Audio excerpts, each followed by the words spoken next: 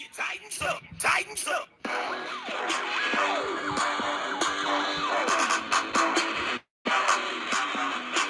been scoping from the sideline, waiting for the right time to send the freshest team to scrimmage. So I'm busting y'all.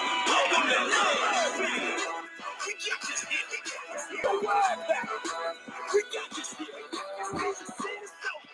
Out here loud. No word back. See, we got this here. It's a brand new dance and it's about to go live. Tighten up, Nashville, rep the 615. First you tighten 2 steps, step to the right. Then you tighten 2 steps, step to the left. Blue jerseys everywhere. Game face, yeah, we got it all. Sticking out our chest, beating on it like it's King Kong. It's about to get her up. Here come the train, y'all. Tennessee, tighten up. Let's get tightened up. Tighten up. Let's get tightened up. Get out my chest. You know it got this King Kong. Get out my chest. You know it got this King Kong. Tighten 2 steps to the right. Then you tighten 2 steps to the left. Get out my chest. You know it got this King Kong. Get out my chest. You know it got this King Kong.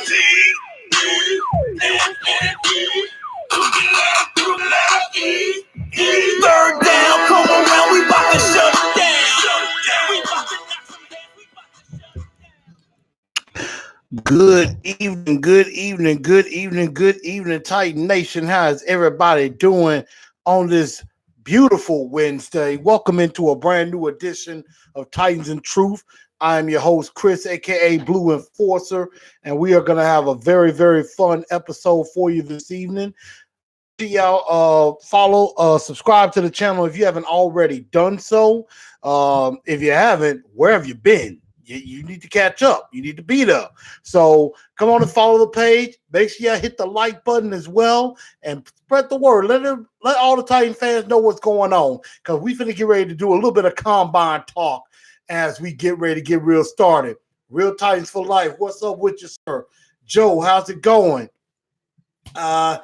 I know some of y'all missed me last week. Had to take a very small break. Wasn't really much until after Wednesday. Then all of a sudden there was some talk. So we're gonna get a little bit into that and everything with that. So make sure y'all spread the word on the show that everybody was happening. I am actually gonna do that right now as we speak. I've already done it on Facebook. I'm actually at this very moment sharing this show out on at TNT Blue Enforcer. So I'm sharing the show out there. Y'all can definitely do that, and y'all definitely can follow along. I'm making sure I follow, get to my very good friends, because I got some good nuggets in store for y'all tonight and everything. So yeah, come on in. We're going to let everybody come in and join us, and we're going to get ready to get started. There's a lot to get to. There's a lot to talk about, and there is a lot going on in the world of the Tennessee Titans. That much is true. It is Combine Week. Combine Week has come, and it is already gotten started, and it is only going to continue to rev up. Coaches and general managers talked on Tuesday, along with the quarterbacks, also wide receivers also spoke as well. Today, running backs, offensive linemen had their press conferences today as well. And, of course, other players are going to be following in, like defensive linemen, edge rushers, corners are going to be coming in later on this week. But the real action begins tomorrow night. It is in prime time, not daytime, but prime time, as the drills and the on-field work get started tomorrow night. Prime time, trust me, I am going to be definitely tuned in. I'm definitely going to be looking on, and I will be giving my thoughts as I watch some of the action. So definitely stay tuned for those little nuggets. I'm definitely going to be trying to put a few out as much as I can as far as what's going on with the Tennessee Titans. But y'all come on in. I'm glad everybody's in here, and we're going to have some fun. We're going to talk about a certain 42-year-old quarterback, and it would just be so painful for me if this person wore two-tone blue. We're going to talk about the press conferences that happened, because it looks like a lot of people, especially in the media, are going crazy over what John Robinson said in his press conference and things like that. And, the things that were said as Ryan Tannehill and Derrick Henry coming. CBA talks, the collective bargaining agreement, those talks are heating up, and it's getting interesting to where there could be some conclusion to that, definitely. Then we're going to be talking about the combine itself, some of the top players that I'm going to be looking at, what I look for when I'm looking at the combine and things like that. And then last but not least, I have a spur of the moment, dunce of the day, but also our shut your pie hole moment. Your shut your pie hole moment. Of course, we do that on the last Wednesday of the month. We do have a shut your pie hole moment where it's just something just happens and you just think to yourself, shut your pie hole. Like, why is this even being talked about, or why is this even going on, and things like that. So that's something that we're going to definitely get into as well. Chris Frazier up in here, AZ Mick, how y'all doing? I know y'all want to know the secret, don't you? Y'all want to know where my nuggets. Y'all want to talk. I mentioned yesterday I had some nuggets from a source, and I'm going to be talking about that a little bit later on in the show as we get into that. But first things first is, and I didn't get to talk about this last week, is this whole golden boy to the Titans talk that's going on. And for those of you that do not know, when you hear golden boy, there's only one person that I'm talking about. Somebody that I despise in football more than the devil himself. And y'all know who we're talking about. We're talking about Tom Brady. Let me put this out just like this. If the Tennessee Titans actually signed Tom Brady, it would be a good moment for the team, but it will be one of the most painful days of my life for me personally. To see the fact that this fool is going to be wearing two-tone blue it makes me cringe. It makes me ache. It makes my stomach hurt. It makes me want to throw up just thinking about that. If that happens, I pray to God it doesn't, because I really don't think, well, first of all, I don't think we need him. Number two, I don't want him on our team. He's old. He's 42 years old. He's way past his prime. He's ready to head out the pasture. But it's like the talk just won't die. However, Titans fans, I'm going to put it to you like this. Corey Astor, what's up, homie? Long time no see. Let me put it to you like this. The Tennessee Titans are not signing Tom Brady. So whoever, any of y'all to have that dream of golden boy wearing two-tone blue, I hate to rain on your parade. No disrespect intended. Get that out of your mind right now. It's not going to happen. And I'll put it to you like this. If the Tennessee, I'll even make a personal bet myself, and I would expect people to call me out on this. If the Tennessee sign Tom Brady, I will come on this show. I will literally come on this show either the week that it happens or that following week, depending on when it happens. If it happens before or after the show, that following show, if it's before the show, I'll do it on that show. If it was after, I will go the following week. I will literally come on this show and for 5 minutes, I will have a Tom Brady love fest. As much as that would make me sick to my stomach, I will do that. So I want y'all to quote this down right here. 6:14 p.m. Wednesday night, February the 25th. Blue Enforcer said this. February 26th, excuse me. I will give a 5-minute Tom Brady love fest if the Tennessee Titans sign him.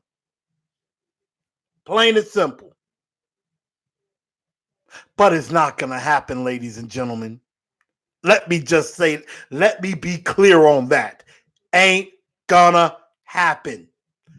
Now that I've done that, now that I've pretty much squashed those dreams, and we're bringing back Ryan Tannehill. Speaking of Tannehill and Derrick Henry, at the Combine, John Robinson was talking to the people, was talking to reporters at the Combine, and I'm going to try to see if I can bring up what he was saying.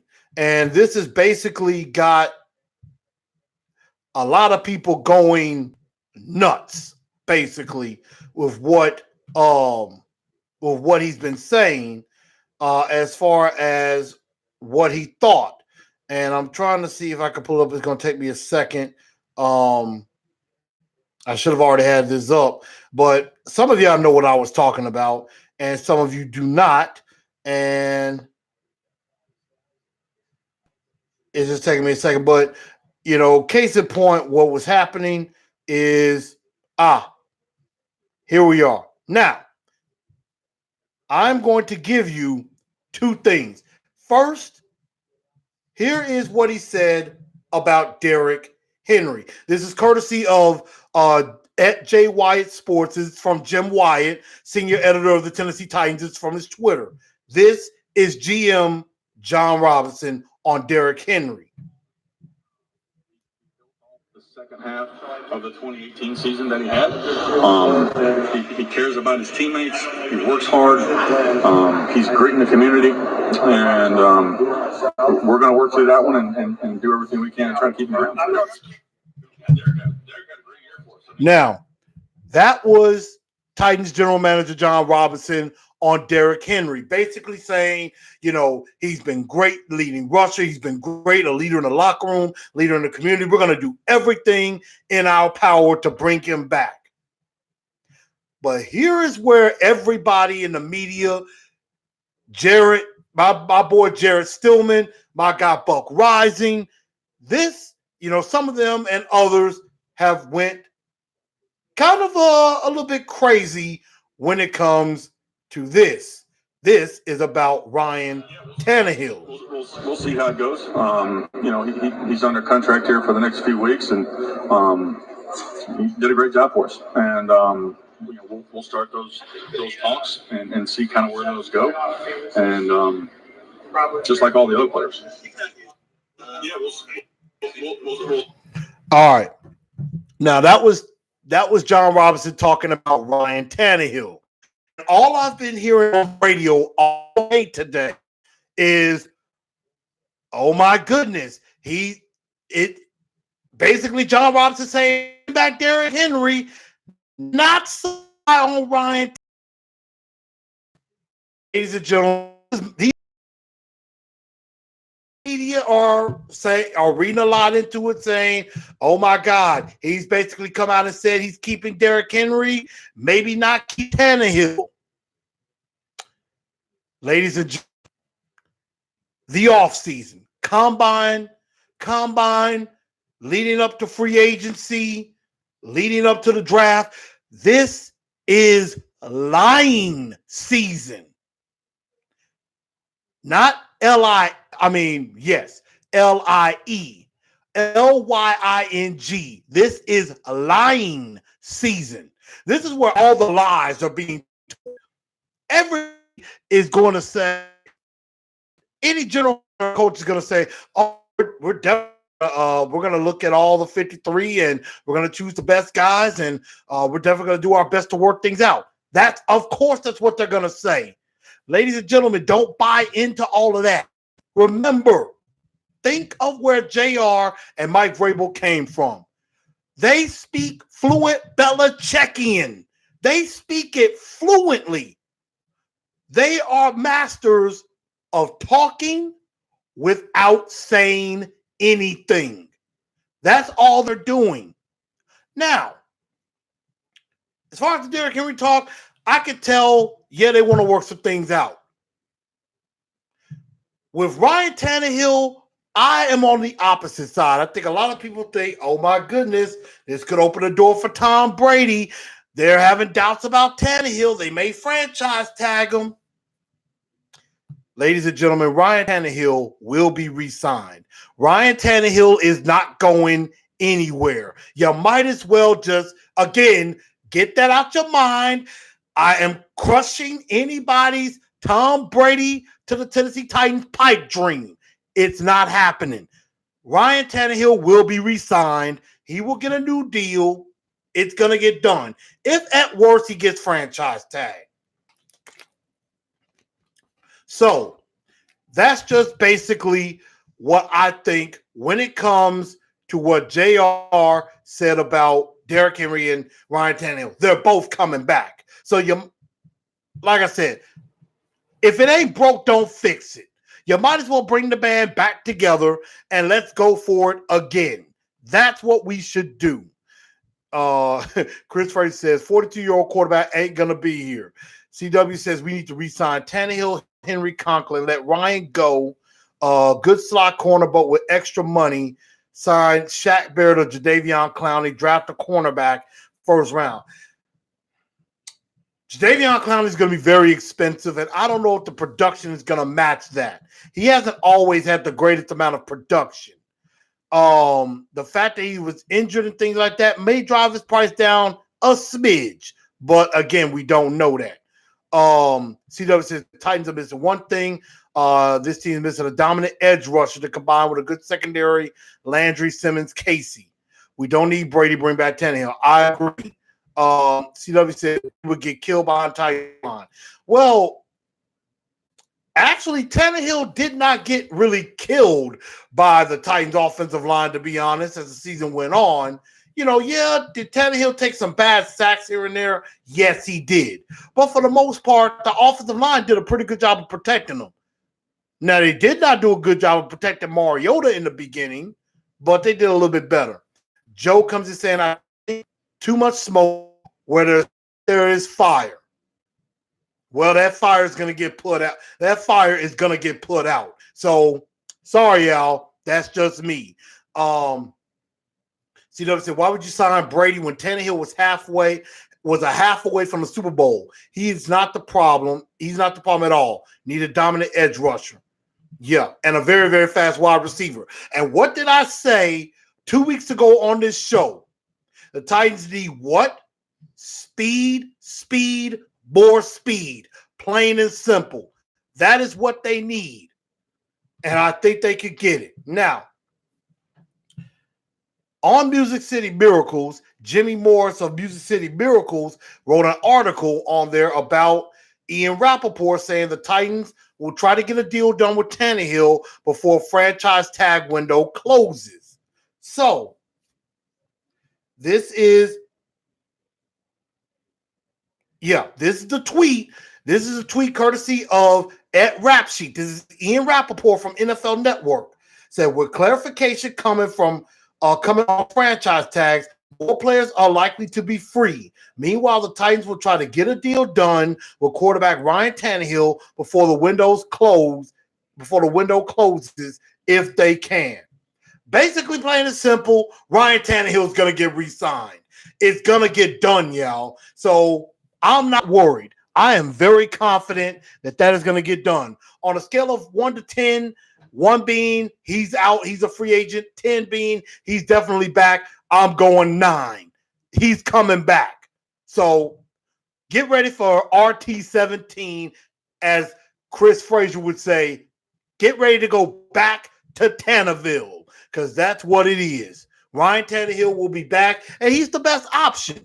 Again, if it ain't, don't fix it. There's no need for that. Focus on the defensive side of the ball and get some more speed. That's what they need to do. Joseph comes in and says, I would love to have Clown here in Nashville, but that is just a pipe dream that I have.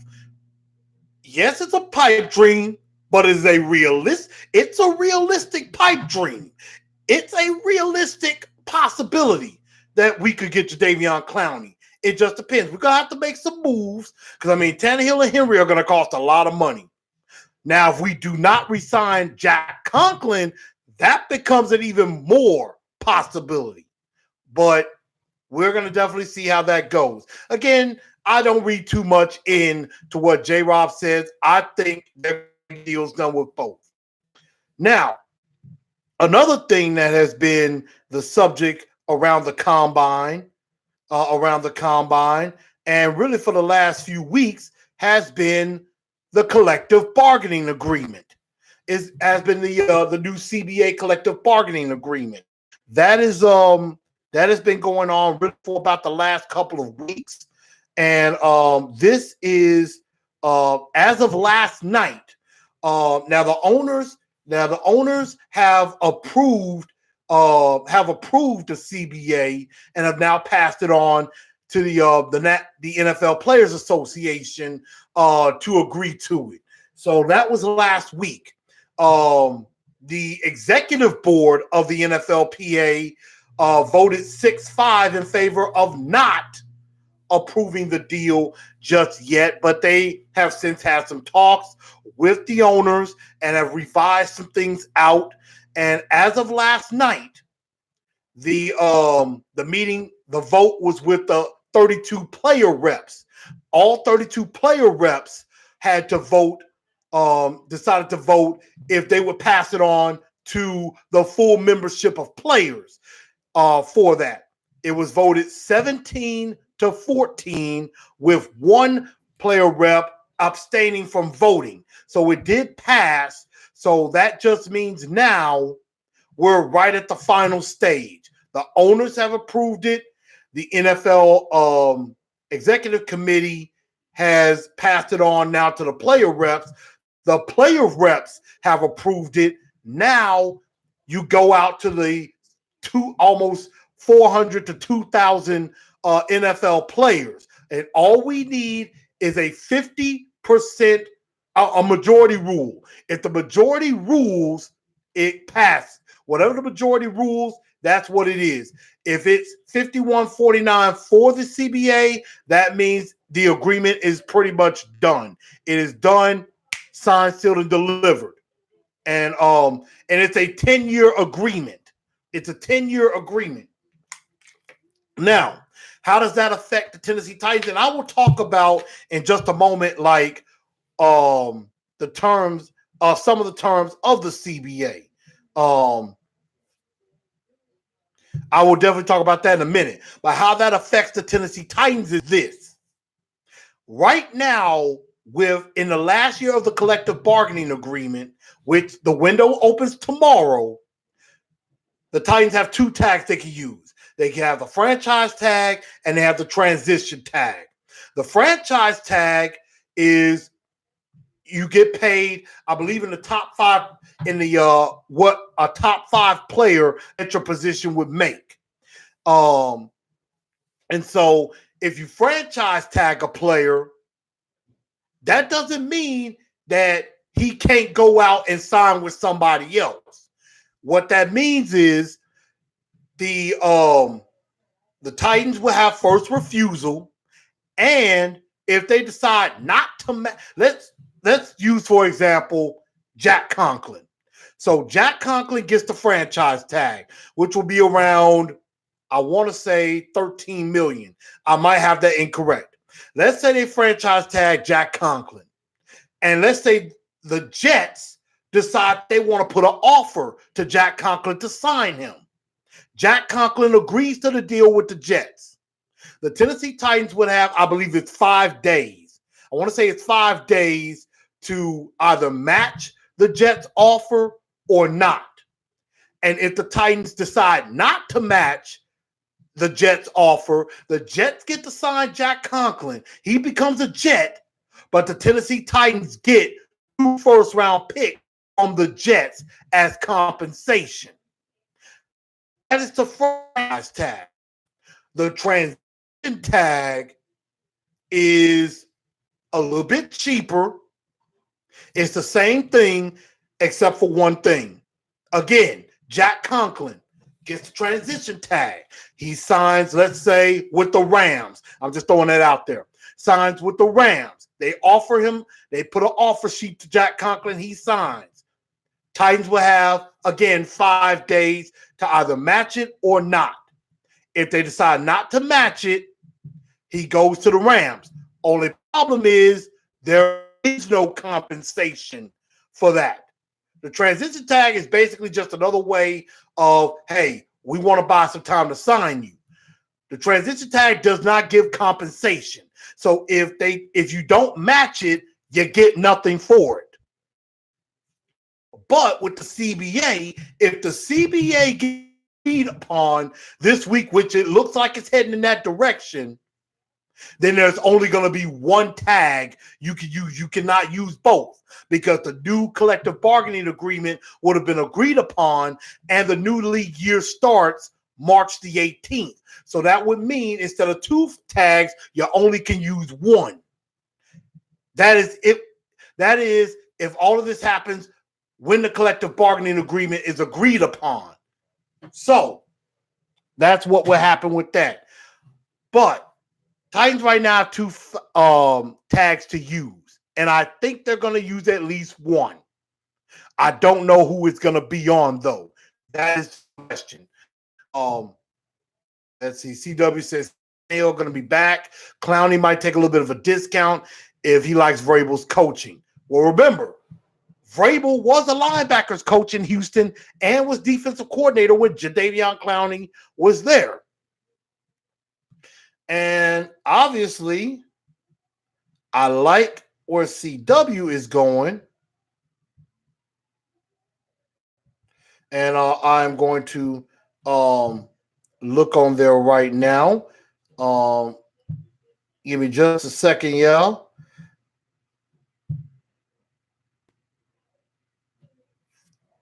Let's see. So,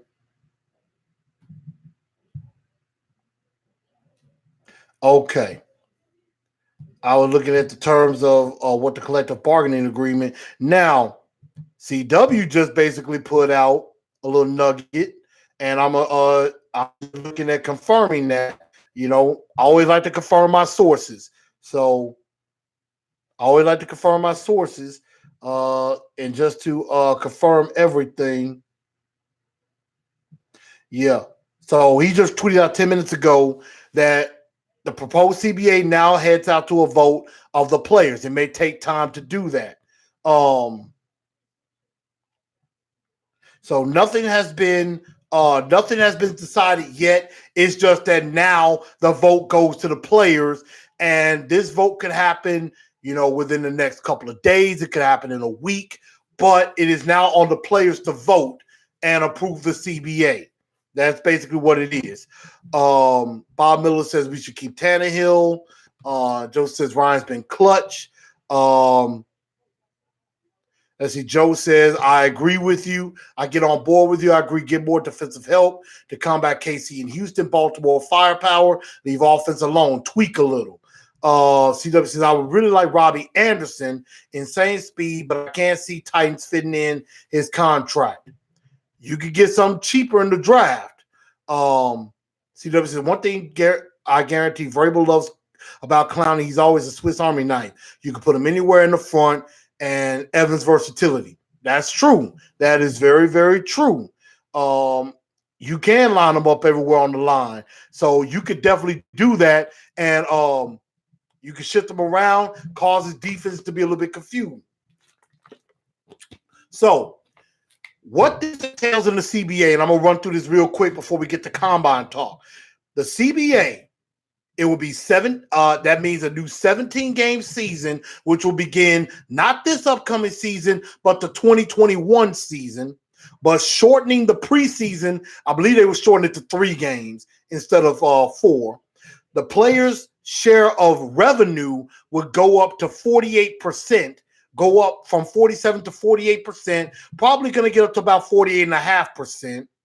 The playoffs would add one more team in each conference. So there will be 7 teams per conference in the playoffs, but only the top seed would get a first round bye. That will begin this season. So like how the Tennessee Titans made the playoffs this year, Pittsburgh would have made the playoffs too. And it would have been the 2 seed, which is Kansas City. Kansas City would have played Pittsburgh. The 3 seed, which I believe was Houston, still would have played us. Would have still played us. It would have been the same, except this time Kansas City would be playing instead of getting a bye against Pittsburgh. That's what would happen. And also, the rosters would go, instead of 53, it would go up to 55. And 46 players, 48 active players. And they will probably also stretch out the practice squad. I think instead of like 10, it would go to like 12 or 14 or something like that, I want to say. So that's what's being voted on by the players. There is no confirmation right now that that vote is actually happening as we speak. It's probably going to take a little time because, again, you got close to 2,000 players. You got a whole bunch of players that need to vote on this. So that's something that we're going to probably find out in the coming days. So you got, active roster, 1,696 players, not to mention guys that are free agents or practice squad players. They get to vote on this too. So that's what we're looking at. And that's something that may take the time to do. But let's get into combine talk. Let's really get into that.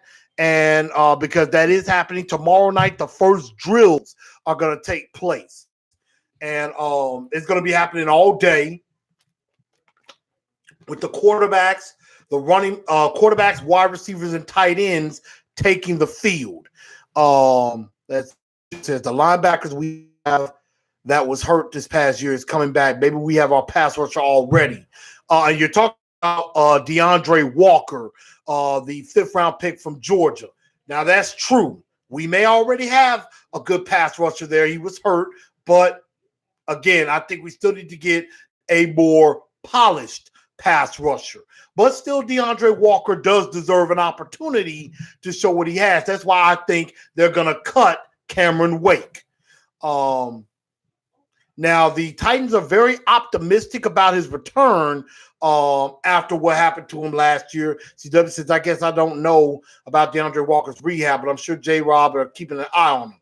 They're very optimistic on his return and everything. So they're thinking he's pretty much going to be full go coming up in training camp this year.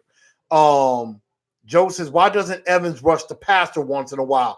I'm not sure. That's a very good question. I mean, that's why they drafted him for versatility. So, they maybe could use him. But then again, if you do that, who else are you going to have to play linebacker with Jayon Brown? I mean, you do have David Long, who did step up.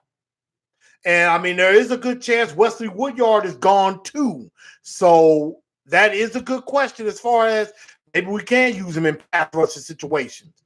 But in the conference is how it will begin. Quarterback, receivers, and tight ends will work out tomorrow. They already had their press conferences on Tuesday. Friday will be special teams, kickers, but mainly you're going to be watching offensive linemen and running backs on Friday. They had their press conferences today. On Saturday, Saturday's a big day. Saturday's a big day, Titans fans, because that is defensive linemen and linebackers, whether it be middle or outside linebackers. That is going to be a very important day to watch. They'll be doing their press conferences tomorrow. Sunday is all about defensive backs, and that is another day we're going to be as well. They'll be talking on Friday. So that's basically what's going on. There has been quite a few press conferences I've looked at. Saw some nuggets from the wide receivers press conferences, and I have to admit I'm impressed because a lot of those guys, they were very complimentary of each other. Basically from CeeDee Lamb to Brandon Ayuk. Let me see, Jerry Jeudy. I like what Jerry Jeudy basically said. Look, any team that draft me, they're going to get the very best of me. Which, of course, what else are they going to say? What else are they going to say except that? I did get a chance to listen to some of the quarterbacks. I got to listen to Jalen Hurts. I got to listen to Jacob Eason. I did not. I got a chance to listen to Jordan Love as well. I did not get to listen to Jake Fromm. I did not get to listen to him very much, but for my takeaway, I was thoroughly impressed with Jalen Hurts. I thought Jalen Hurts spoke very well. I felt his energy. I felt his personality. I really liked a lot of stuff that he said. He said that he was a fan. He has a thing for Steve McNair. That him and AJ Brown are good friends. They still keep up and things like that. He said basically, I'm always training. I'm always working to get better. He feels he's the type of guy that can do well with his arm as well as his legs. And Senior Bowl showed that he could do some of that. With Jordan Love, I liked a lot of what he said. He basically said, the 17 interceptions he threw were basically 17 learning experiences. He said, I go back, look at film, see where I made mistakes, where I could clean things up and get better from that. He said, my game is similar, could be similar to Patrick Mahomes. Now, granted, he said, look, I'm not saying I'm Patrick Mahomes because I'm not. I said my game is similar to his, could be similar to his. He said, he watched a lot of quarterbacks. He's watched a lot of quarterbacks like Michael Vick and Brett Favre and things like that. Jacob Eason was like, it's all right. It's cool to have that gunslinger mentality because, Jacob Eason does have that arm strength. But also with Jacob Eason, he seemed like he was very uncomfortable talking to the media. Like he doesn't seem like he's the type that wants to be in the media and things like that. He just seemed like he was just serious. Like he was just focused on the work and everything like that. I mean, that's a great quality to have, always focused on work. But sometimes you gotta be able to, sometimes you gotta be able to kind of loosen up. And that's why I think like Jordan Love, Jordan Love, Jalen Hurts, I thought they were pretty loose. They were laid back. They were better to talk to. Jacob Eason, I could tell, was a bit uncomfortable in that situation. And then, of course, Jake Fromm. So those are some of the things I've heard. Now, as far as position of need, these are my top positions of need. And I'm going from most important position to least important position. The most important position for me is edge rusher, pass rusher, and we're going to have to get one early because I was hearing this with the OTP, the Official Titan podcast with Coach McGinnis and the voice of the Titans, Mike Keith. They were talking about the pass rushers. Like you have Chase Young, and then it drops a little bit to Isaiah Simmons, Kevlon Chason, AJ Espinenza, Gross Mato. And then it's like he said, maybe a Bradley Anai also is another, and Julian Aquare. But he was like really kind of after those guys, really after Chase Young, it drops a little to like Kevlon Chason and AJ Gross Mato. Then it drops more to Anai and Aquara and maybe a Josh Uche, and then that just after that it just falls off with that as far as pass rush. So there's like you have your top tier with Chase Young, then you got Chason, Matos, and Espinenza in another class. Then it kind of just drops off with Anai, Uche, Aquara, and others. Then there's cornerback. Cornerback is number 2. Cornerback is very important because, again, I think we're going to lose Logan Ryan. And that would set up room for us to draft a corner, possibly high as well, like a Trayvon Diggs, who, of course, is the brother of Stephon Diggs. In mind that the Titans traded for Stephon Diggs, by the way. Also, you got a Christian Fulton from LSU, CJ Henderson, Jeff Gladney, who is a fast corner, probably looks better on tape than you think. And then Noah Igbenehi from Auburn is another. A couple of dark horses that and again, this is where my nuggets come in. Now, I was talking with a great source, and this source is, ladies and gentlemen, the one and only, the man, the myth, the legend himself, the man that I suggest you go follow on Twitter at T Davenport NFL, my guy, Teron Davenport. He's been giving me nuggets. He's been giving me nuggets for the last few days. He's giving me some good nuggets. As far as the go back to the rushers a bit because I was talking to him. I was talking to him about the pass rushers and what I thought. And some guys that he really liked was, that could be later picks. Bradley and he's mentioned a lot from Utah. John Greenard from Florida, who I've seen a few times wreck a few games. Josh Uche from Michigan. Now, he's not going to work out. He's at the combine, probably for interviews, but he is not going to work out because of injury. Also, he mentions Alex Heist. That's somebody that I'm not very familiar with, but I am going to go and look at some film on him. If we try to get some information. So y'all check out Teron Davenport. Check out Talking with TD.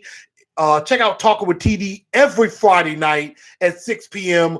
on ESPN 102.5 The Game every Friday night. And if you don't have that, you better get the app. Or also you can check it out on iTunes, Spotify. You can get it there as well. I've subscribed. I follow it.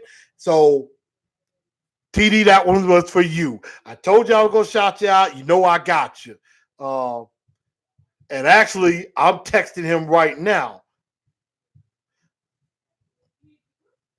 And I'm actually texting him as we speak. So we've been texting quite a bit when it comes to that. And going back on,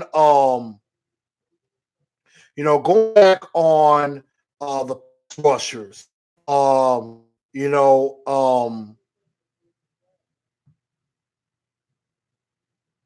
let's see. Now I'll get to the quarterbacks because we were talking about that, and we were talking about that. He said Jalen Hurts is the best of the three. When I was talking about him, Jacob Eason, and Jake Fromm, Teron says Hurts is the best of the three. Is not even a conversation.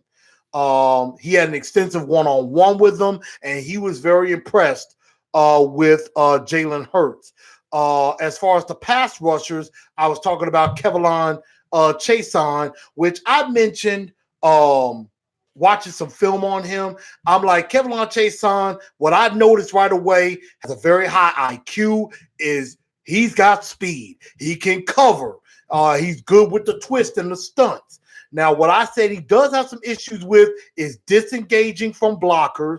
He doesn't have really any pass rush moves. And I think, and I even mentioned this, that if he develops some pass rush moves, he could be dangerously good if he develops a pass rush move.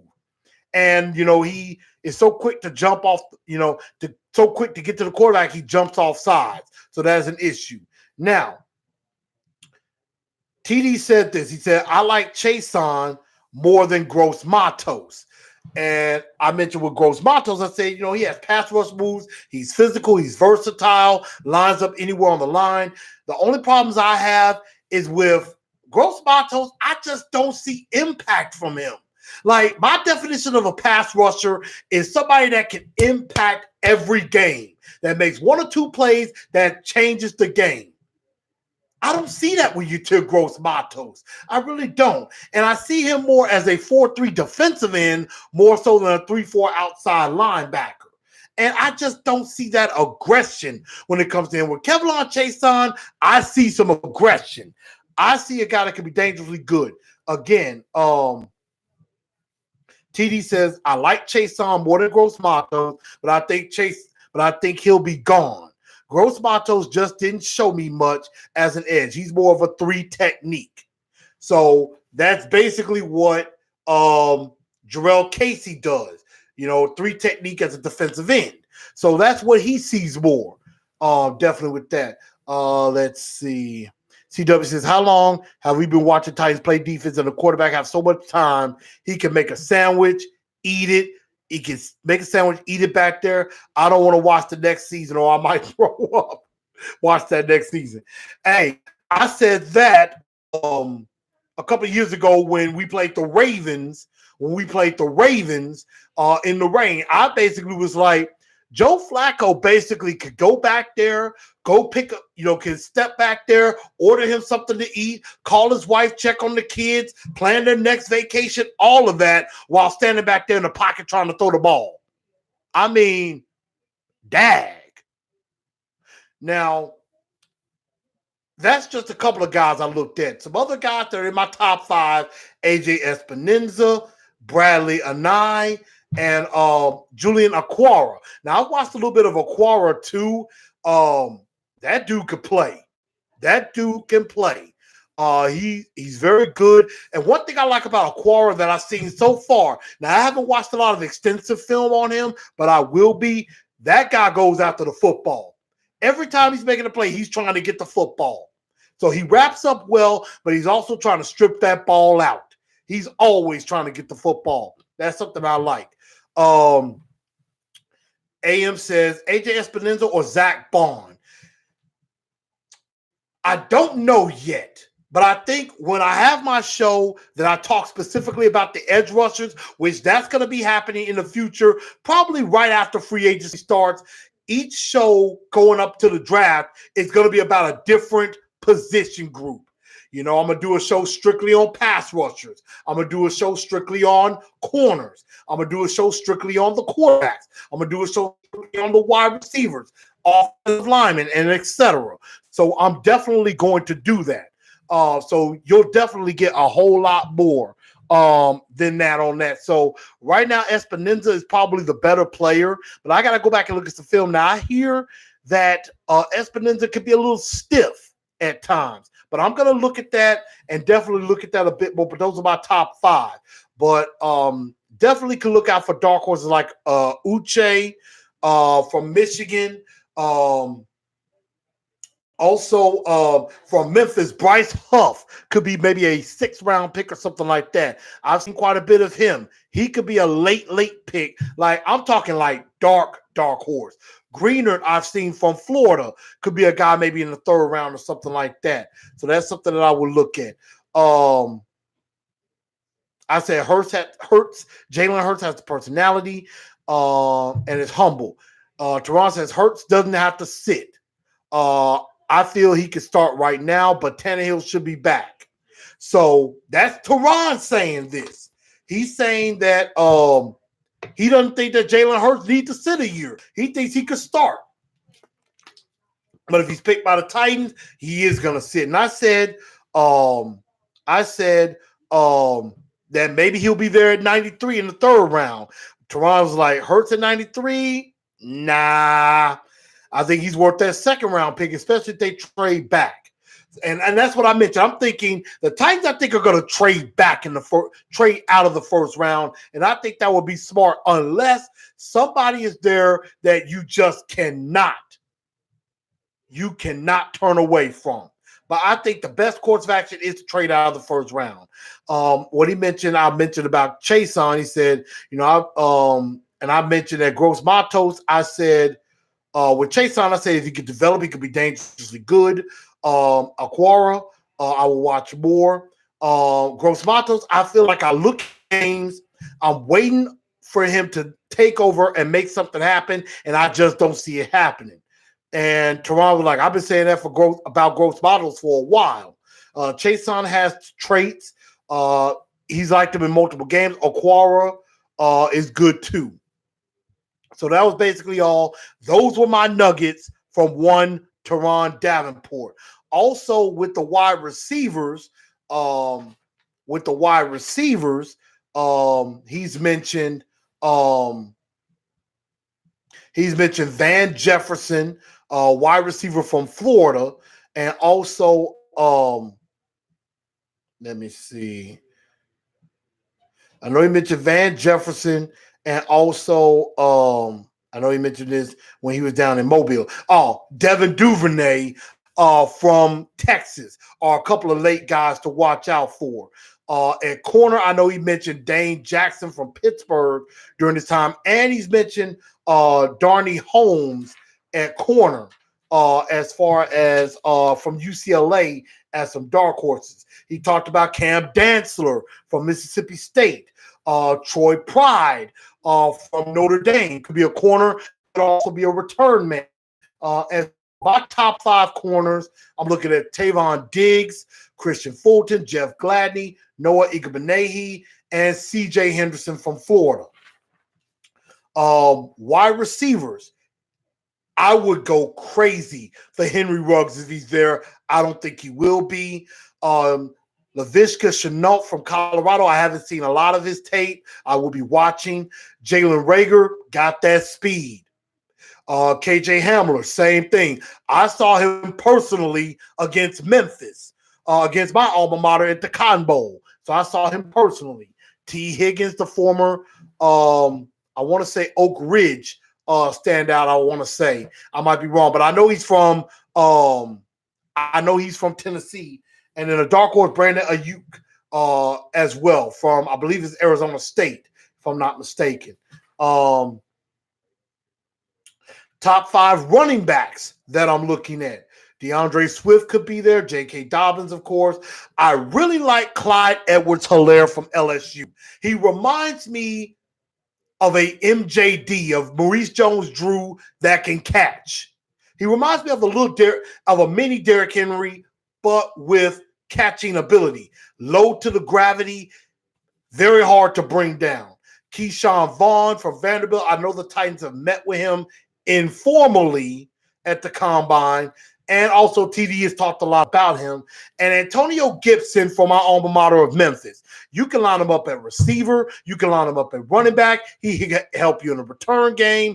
Antonio Gibson could be a steal for somebody in like the 3rd or 4th round. So you definitely got to be taking a look at that. Some other players that he mentioned at running back, Eno Benjamin from, I believe, Arizona State. Cam Akers from Florida State. I mentioned Clyde Edwards-Helaire, and I believe Zach Moss is from Utah, if I'm not mistaken. Some guys to look at. Amik Robertson is another corner that you can take a look at. Bryce Perkins, a quarterback out of Virginia, definitely. So those are just some of the nuggets that he gave me. Those are some names that you might want to pay attention to this week during the Combine. You could definitely check that out and everything with that. So I'm definitely going to be paying attention to that and looking forward to that. Those are some of the top players I look for. And what I'm looking for is I'm looking for guys that when they say, wow, this guy can play, and he shows it in the skills, making me want to go back and watch even more film on these players. Obviously, I'm going to be looking at the 40. Obviously, like with the linemen, I want to see how they move through the drills as far as pass rush moves, how they move and things like that. Offensive linemen, how they can get that kick step to get out and block a wide pass rusher coming, things like that. Receivers who can catch the ball deep and things like that, who got that speed, quarterbacks who can develop that deep ball. Those are things I'm going to be looking at during the combine. Now, we got about 5 minutes left in the show, so I'm going to get ready to wrap it up. This is a very special edition of Shut Your Pie Hole, because this one, he's already been clowned enough. I give him the dunce of the day for this week's show, and this is a Shut Your Pie Hole winner, and that would be Deontay Wilder. Because unless you've been living under a rock, there was a fight last Saturday night between Deontay Wilder and the Gypsy King, Tyson Fury. Now the undisputed heavyweight champion, Tyson Fury, because Tyson Fury beat the holy crap out of Deontay Wilder. Deontay Wilder didn't stand a chance in that fight. And after the first knockdown, I could tell, I'm like, this is not looking good. Like, Fury is kicking his tail. And he was. And one thing about Fury is 6'9", 270. So he already has a reach advantage on you, and he can react very well. So by the time I get my hand even halfway out, Fury's already at my face, throwing a couple of punches. And so Deontay Wilder just looked out on his feet the whole fight. And Chris Frazier, obviously you weren't listening. I told you who my was. Davenport, PD. Been texting back and forth. We've been texting back and forth. We texted quite a bit during the Senior Bowl, and we've been texting quite a bit for the last couple of days. That is my source. Go back and listen to the show, Chris, because I've been laying out nuggets all show from what me and TD have been talking about.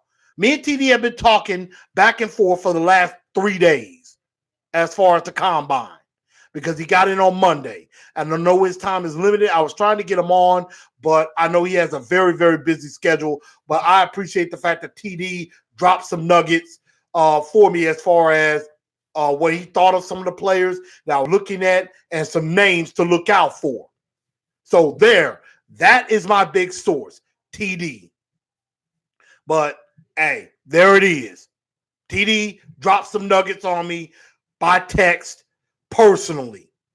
So I appreciate him for that. But Deontay Wilder, yeah, after that first knockdown, it just looked like he was out on his feet. He was wobbly, and then Tyson Fury just could lay into him whenever he felt like it. And Deontay Wilder, why I say shut your pie hole, is because of this reason. He comes out, and on SportsCenter they were talking about him, and he basically says, the costume that I wore, by the time I walked all the way to the ring and got in the ring, I had no legs. Like, I had no legs or anything like that because of the costume being, I guess, so heavy. Tyson Fury didn't have that problem because he got carried to the ring while he sat on a throne.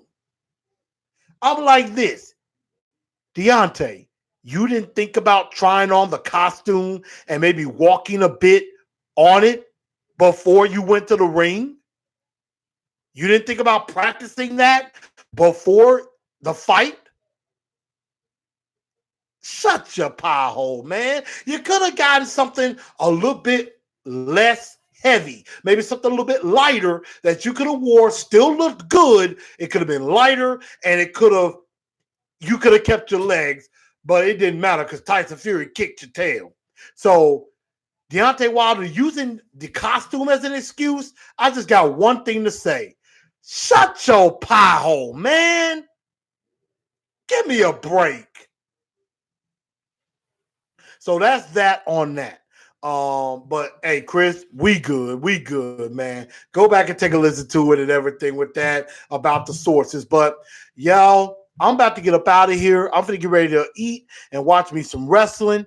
I want to thank y'all for tuning in to Titans and Truth. I'm your man, Chris, aka Blue Enforcer. Make sure y'all follow on Twitter, on Instagram, on Facebook. This episode will be out probably by morning. I will put that out, spread the word. I will try to do my best to either go on Facebook or Instagram. If I'm watching when I get to watch the combine, I will try to record and get little nuggets of what I think of the combine and who stood out and things like that. So I will definitely be in tune with that. But y'all, thank y'all for tuning in to Titans and Truth. And as always, as I say, the Tennessee Titans will tighten up. We tighten tough. And at the end of the day, thanks to my guy Tommaso Ciampa, no one will survive.